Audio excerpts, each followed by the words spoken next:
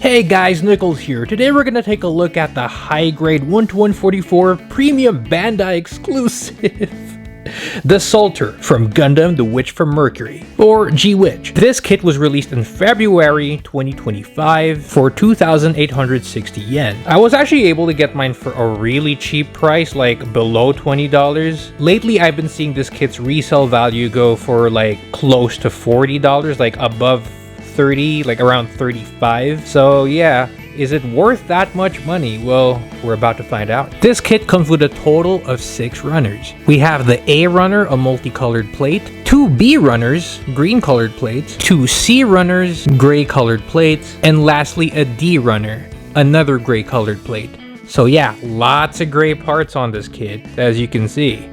I want to say it's quite interesting that we get 2 identical copies of the same plate, like we get 2 C plates and 2 B plates, because usually we'd get like a B1 and a B2. That's how it is for most other kits, but I guess the fact that we get 2 identical copies of the same runner just shows how symmetric the design of this mobile suit is, without the accessories of course. Looking at the kit's aesthetics, a lot of people who aren't into Gundam might confuse this as a Halo figure, which I don't really blame them for. He has a very trooper-like aesthetic, very grunt. I might even say this design could pass as a 30 minutes missions design. It's almost there, I guess. As for the plastic quality, I want to say the gray parts and the little bit of white parts we get are actually very buttery. So yeah, very easy to cut, very easy to clean. Heck, you can even use your fingernails to clean them up. However, the green parts aren't exactly very buttery, but they're also not too dense, you know, they're just like at the middle point between buttery and dense. So yeah, they're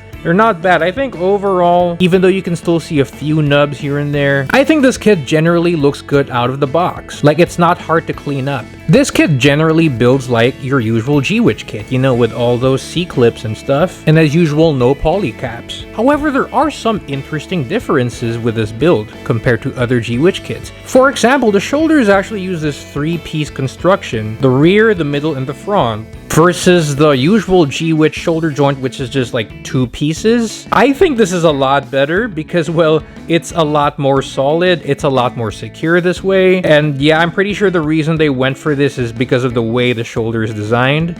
And yeah, I'm glad they went with this construction. It's really nice. Also, I want to mention that this kit's ab crunch joint is actually located just under this green piece over here, so that's pretty crazy. Like, it has a diaphragm joint that goes all the way up there. You could even say it's a collar joint because of how high up it is. And another thing I find quite unique about this is that its hand cap connects through a singular round peg. I mean, we've seen this with other past kits like the Lightning Zeta Gundam from Build Fighters Try, but yeah, it's quite uncommon. It's usually like a rectangular tab. But yeah, this is interesting, and so far it's not bad. Like, it stays on pretty well, and it doesn't fall off easily. As for color accuracy, well, it doesn't rely on stickers that much. As you can see, the sticker sheet is this small. Really, we just have the orange camera stickers and the yellow stickers that you would put on the shield's tip if you want to recreate Olcott's own version of the Desultor. So yeah, can't really complain about the sticker sheet, to be honest. And of course, like most high-grade kits, this has a hole on its crotch, or this is more of like the behind part. It's more of like a butt hole, I guess, for attaching onto an action base. Now for size comparison, here it is next to Gundam Ariel and Darrell-Bald. Next we have the Demi Garrison and the Zoward Heavy, 2 other grunt units from G-Witch. And now here it is next to its much bigger buddy, the Lufrith Ur. Now here it is next to some similar looking mobile suits from the Universal Century. We have the Jigen Ekowas and the Jesta. And yeah, they do look pretty good together. And lastly, here it is next to some Zakus. We have the Zaku 1 Black TriStar and the Zaku 2 FZ. Now for articulation, I'm not gonna say that it's the best articulated G-Witch kit, but it can do quite a lot.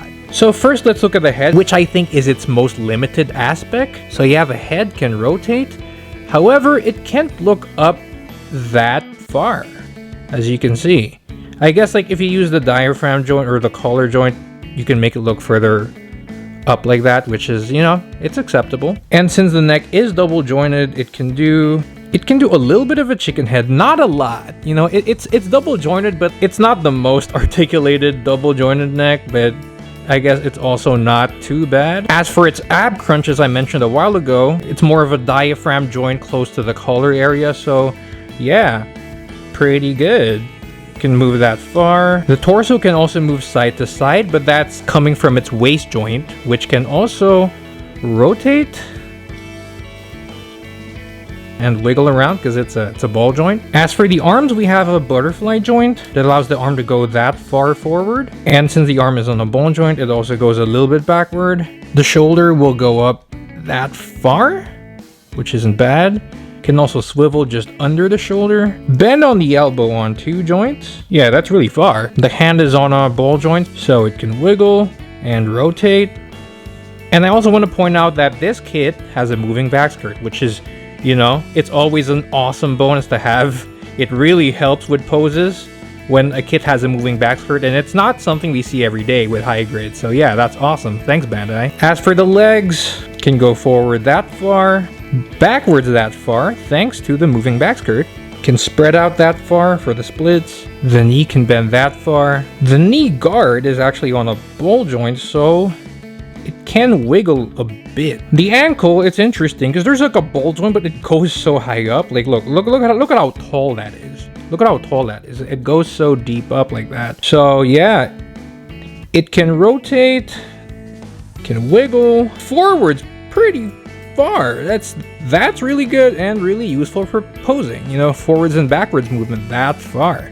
There's also a toe bend and some pretty good ankle pivot, which is, yeah, it's like a 2-part ankle pivot where like the back and the front are separated, which is something we see a lot of G-Witch kits have. So yeah, how far can it split?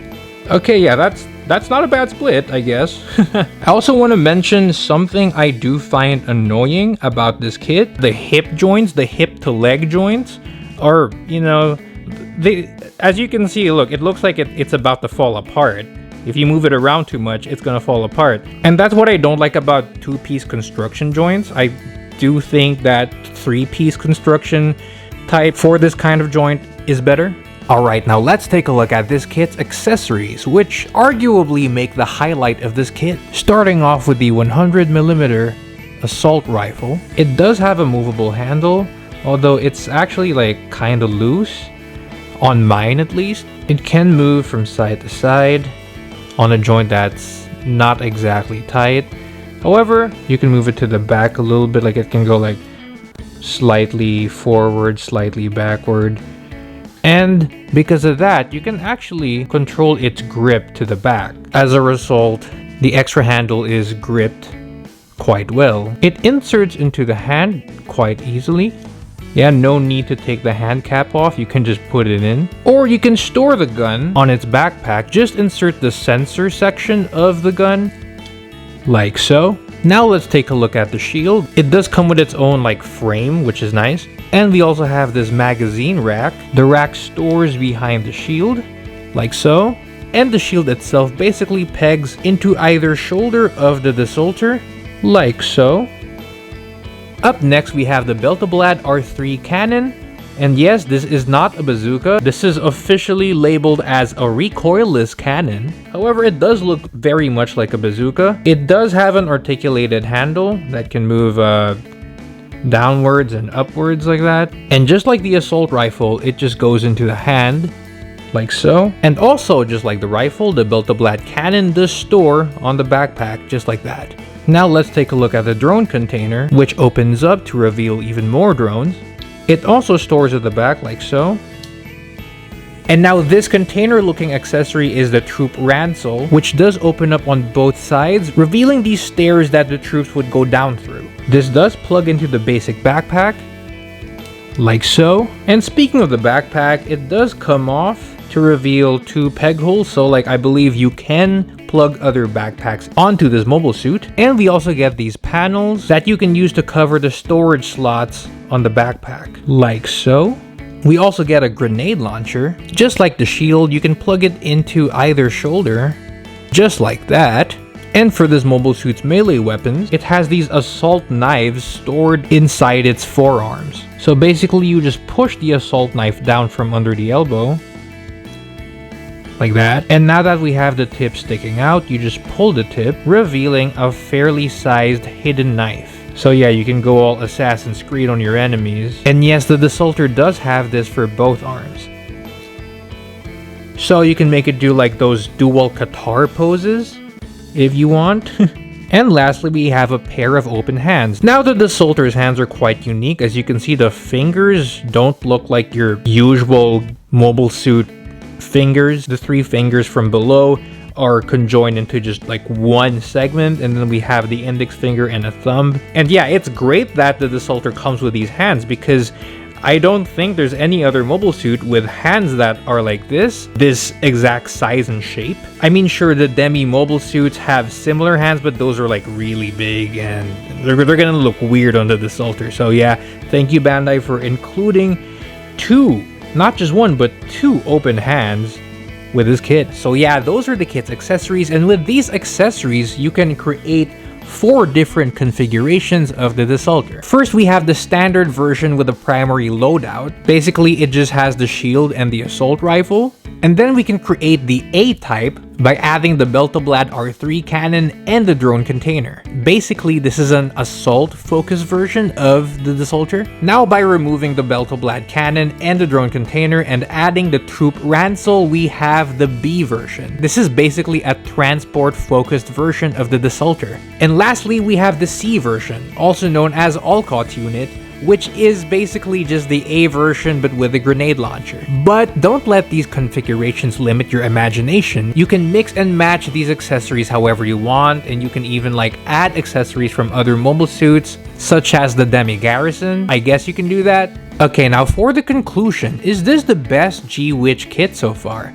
I can't really say that, but man, this is such a good package. You get a ton of accessories allowing for different configurations. If you like mixing and matching, you love this kit. And on top of that, you get a really nice design. My only gripe is that the neck can't go up that far, and the 2-piece hip joints fall apart if you move them too much. I recommend this kit if you like cool trooper-esque grunt designs, if you like Halo, and if you appreciate kits with a lot of accessories.